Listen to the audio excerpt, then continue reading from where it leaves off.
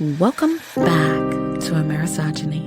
I'm your host, Hannah Blue. You're listening to episode 87, How to Stop Predatory Behavior in Its Tracks. Well, hello, my listeners. As promised, I'm back with another episode. Before I get into our subject, let me give a warm shout out to 3 new countries that have joined our Misogyny podcast: Argentina, Paraguay, and Saudi Arabia. Hello and welcome, friends, and thank you so much for tuning in to us. We hope you stay a while. Now, in episode 85, we talked about stalking and the consequences that arise from it. This week, we're going to talk about unwelcomed, unwanted, predatory behavior. And I'm going to give you some tips on how to stop it. My sister and I were having a conversation last night, and she talks a lot about her job. And you know, if you've ever worked in corporate America, you've been on the receiving end of some pretty, I just say, ignorant, dastardly things, depending on who you work with. But she said she was proud and grateful that she had a job. And I understand that. But for some people, going to work can be a chore. Sometimes the workplace can be a very toxic, unwelcoming environment. And for many employees, it's the last place they want to be. I think waking up every day hating to go to work isn't something I'd wish on anybody. And I can say that. I've been there. And if you've been there too, then you understand exactly what I'm saying. Some people are dealing with workplace violence and unprofessional behavior right now. But predatory behavior doesn't stop at the workplace. Times have changed. As a Gen Xer, I can say that with full confidence. Times have definitely changed. You never know where you're going to be on the receiving end of disrespect. It could be in the drive-thru, at a grocery store, a gym, church, the doctor's office. You just never know. And some people don't know what to do about it because we are so focused on teaching kids what to do when they're being bullied or if they're on the receiving end of unwanted sexual behavior. We don't get to the adults. You feel me? That isn't a conversation adults have with each other. How to deal with someone who is inappropriately touching you or how to deal with someone who is verbally disrespecting you. We don't talk about that because in this country, I don't know how it is in your country. It might be the same or not. But in this country, we tell people to develop thick skin. We tell them to fall back on the old saying we heard as kids: sticks and stones can break your bones, but words will never hurt you. And that's the biggest lie ever told.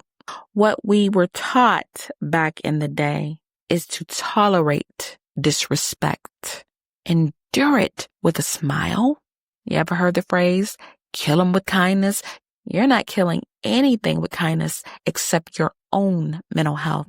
When you're on the receiving end of negative behavior, anxiety increases, morale decreases, your self-esteem takes a hit, your anger increases, depression can develop. All of these are things people experience when they're targeted.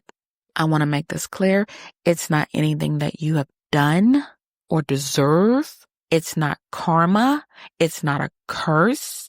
It is the result of people who have not been raised well and people who feel they can take their anger and their issues out on others in ways that are very unhealthy. And you do not have to deal with it. I'm talking to the adults. You do not have to deal with anybody disrespecting you, be it with words or physically. Predatory behavior comes from people with low self-esteem. They're not happy with themselves or their lives, so they look for people they think they can take their anger out on and get away with it. Now, that might be you. I think as adults, we don't hear that enough. You don't deserve bad behavior. You don't deserve to be mistreated. We are told everything under the sun when we experience conflict with others. Shrug it off, let it roll off, give it to God. Well, sometimes God wants you to help yourself, and that's why we're here, because I'm going to teach you how to help yourself. I'll share some scenarios with you. I won't tell you if they're fact or fiction because that's irrelevant. What's important is that you walk away from this episode feeling empowered to stand up for yourself or others. I think sometimes we're put in situations not to make things comfortable for ourselves, but for the betterment of others. And what I mean by that is you might be dealing with a difficult person on your job. And let's say you get another job, you quit. Okay, you don't have to deal with that person. But what about the people who are left there? They have to deal with them. And you might be saying, well, that's not my responsibility. Okay, whose responsibility is it? We don't always get the life we ask for. But if we can make life better for other people, then that's the way it should be. Sometimes somebody has to stand up and say, enough of this. I'm not dealing with this. I look at problematic people as thorns that need to be plucked. You ever looked at a beautiful rose and reached out to touch it and you pricked your hand on a thorn? It hurt, didn't it? Now you were able to soothe yourself and maybe you cut the rose and cut the thorns around it so you can make a nice bouquet for somebody because you didn't want them to hurt themselves on the thorns. That's how you have to look at it with situations. Everybody may not be as educated as you. Somebody may not have your gifts, public speaking or properly documenting when something happens. Everyone is not equipped to deal with situations, but some of us are. And when we are, we have a duty and a responsibility to make sure that problematic people are dealt with. Now, I'm not saying go out and get a gun or a knife. Don't get yourself in jail. Listen to what I'm going to tell you because it's all legal. And it may be uncomfortable for a while because no one likes confrontation. But the end result will be you eliminate the problem. So let's get into it. Let's say you're on your job and a new person is hired. Now, if you're like me, you can feel energy. Feel whether this person is a good person or a bad person. And some might argue, well, people aren't inherently good or bad. Everybody is the same. No, some people give off really bad energy. And people like myself can pick up on it. You don't talk to this person, they don't talk to you. You do your job, they do their job. Eventually they get comfortable and they start making friends. Maybe you two don't hang out in the same circles. But one day this person gets an idea to come over to you and say something to you. Maybe it's small talk about the weather. Maybe they ask you about your family. You brush them off because you're not open. But it goes on like that for a while. And one day you're standing at the copier and this person sneaks up behind you, puts their hands on you and say, you look sexy today. Now, if you're a straight woman, and that's what I'm speaking as, a straight woman, that's my lane, strictly you know what, you're not going to receive that very well. In fact, I think that would piss you off. It would piss me off because how dare someone, I don't care what your sexuality is, you don't have the right to put your hands on a stranger and tell them they're sexy. Now, if that happened to you, the first thing I want you to do is remain calm.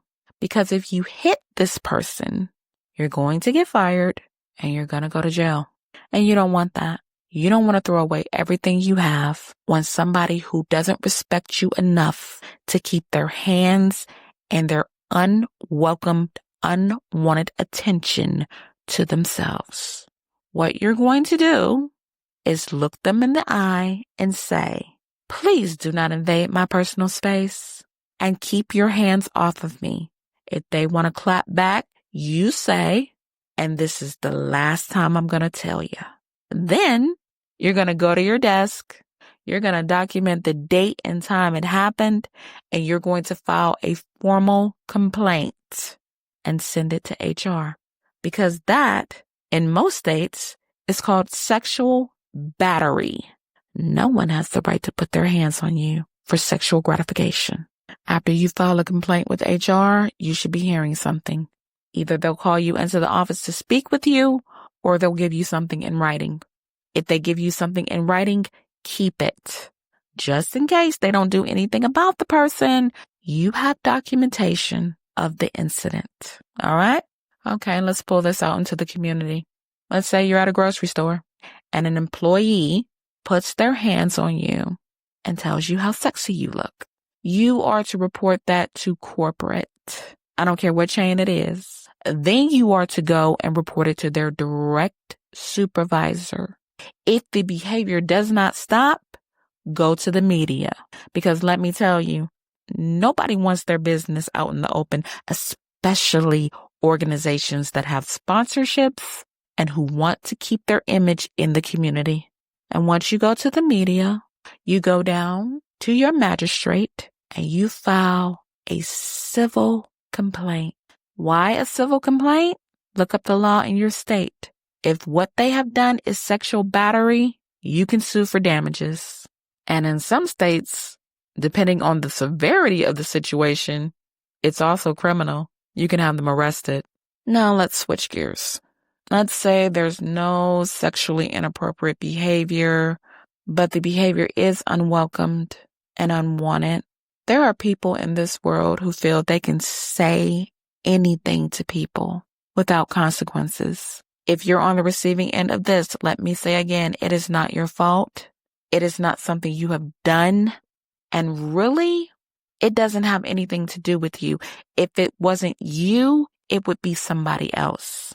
I don't like the phrase hurt people hurt because it gives them an excuse. If you're hurting, you need to deal with it, either through therapy, spirituality, something. But you definitely don't have the right to take your issues out on somebody else. Let's say someone is making inappropriate comments to you. Let's say a gym. Okay. You go to a gym and a staff member feels they can tell you where you can work out. I'm here to tell you, no, they can't. Because as long as you're paying your membership, you can work out anywhere you want. That's number one. What they're trying to do is assert dominance. Listen to what I'm saying. Some people live in fishbowls. The fishbowl could be their job. It could be their hometown. But for whatever reason, they don't leave because they're comfortable. And how they grow comfortable is they make everyone else uncomfortable. That's right. Whomever they feel threatened by or don't like, they run them right on out of there. They make everyone else submit to them. But that's going to stop with you. It is very dominant, antagonistic, bullying behavior, and you do not have to deal with it. If they try to tell you where to work out, I want you to do something. Ignore them and continue working out where you want to work out. If the behavior escalates and they keep telling you where you can work out and where you can't, go to their director, but make sure you have your date, your time, where you were, what was said. Have all of that documented before you go to the director. Okay? There's a reason I'm telling you this, because documentation is everything. Okay, now they realize they can't tell you where to work out because you've already let their director know. So what are you going to do next? Nothing. You're going to keep working out. But the behavior is going to escalate. So get ready for it. Let's say the next incident is a nice, nasty comment. Oh, are you leaving? No, I'm not leaving yet. Oh, good, because you have some work to do. Now, if you're fat, you already know they're making a slight at your weight, which is very inappropriate and very unprofessional. Don't go back to the director. Document it. Date, time, where you were, what was said, and hold your peace, because they're going to do something else. Let's say the next scenario is they ask you very intrusive personal questions in front of strangers. You already know what to do. Document, date, time, what was said. Now you go back to the director and you let them know what happened. Because now you have what I call a paper trail. You have at least 3 documented incidents. And it doesn't matter if they have witnesses who may lie for them. Most places have cameras. All they have to do is pull the footage and watch it. Most importantly, every organization has a mission statement with policies that everyone is to follow. Treating consumers with respect is one of them.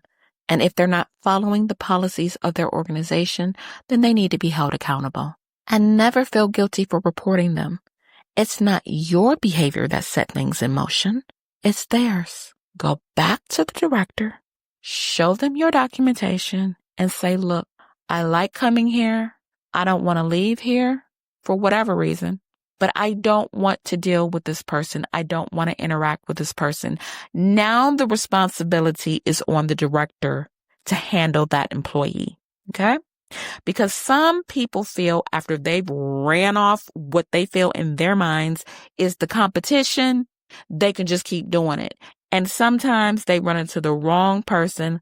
As I said, you who may have the education, knowledge, experience, background, skills on how to handle conflict. Now it's your job to stop it. Because if you don't, somebody else is going to come behind you. They're going to run into this person and they're going to leave and they're going to keep leaving. And so this person owns the keys to the kingdom. And guess what? Maybe they might be promoted to director. And that's not good. Dealing with conflict is not easy, especially if you're working in a corrupt workplace. Now, I'm going to share something that happened to me personally when I was working in a very corrupt environment. Management was corrupt. Employees were corrupt. We had to get frisked and searched like an inmate because there were some employees who were breaking the law, bringing in illegal contraband. So all of the employees had to be frisked, whether we wanted to be or not. And there was a female guard that was behind me. She frisked me. And before I could put my hands down, she cupped and squeezed my breast. And then she stepped back and laughed. She did this because, number one, she was ignorant. And number two, she knew that I couldn't reach back and punch her the way I wanted to because it was a setup. Had I reacted and hit this girl and kept hitting her the way I wanted to, I would have been fired and I would have been locked up.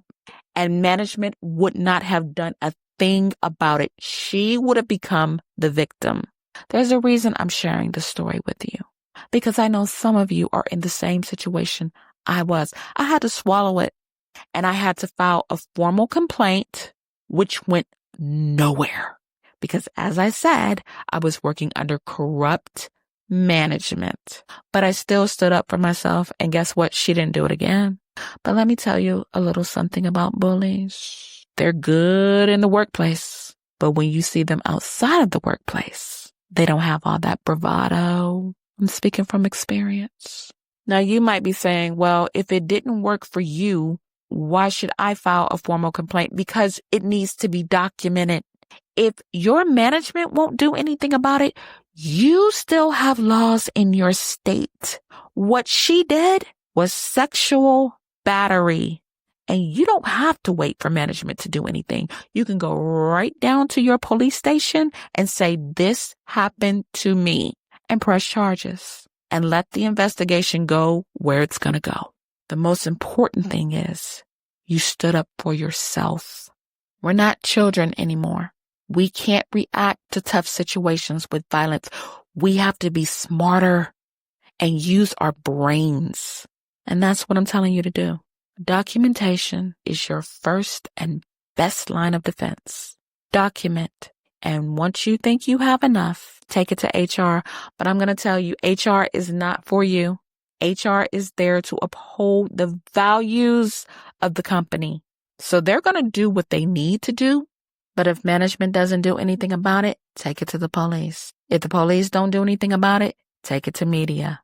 Because now it'll be out in the open. And once situations get out in the open to the public, people start to take notice because now something else has entered the chat.